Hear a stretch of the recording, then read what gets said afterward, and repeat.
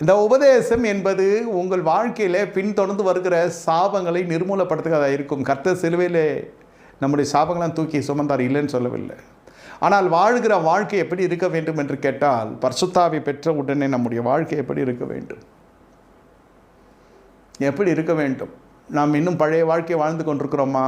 ஆவியினுடைய அபிஷேகம் அந்நிய பாஷையின் அடையாளமாய் பெற்று நாம் ஆராதனைக்கென்று காணப்படுகிறது, ஆராதனை ஸ்தலத்துக்குள் இருக்கிறதும், வெளியில் போனதும் வேறு விதமான வாழ்க்கை வாழ்கிறதும், ஆலயத்துக்குள்ளே அந்நிய பாஷை பேசுகிறது, வெளியில் அந்நிய பாஷை பேசுகிறது, இப்படியாய் பல காரியங்கள் நடைமுறையாக காணப்படுகிறது.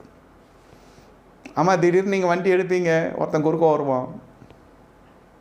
ஆலயத்தில் பேசின அந்நிய பாஷைக்கும் நடு வீதியில் பேசுகிற அந்நிய பாஷைக்கும் மிகப்பெரிய இடைவெளி இருக்குது.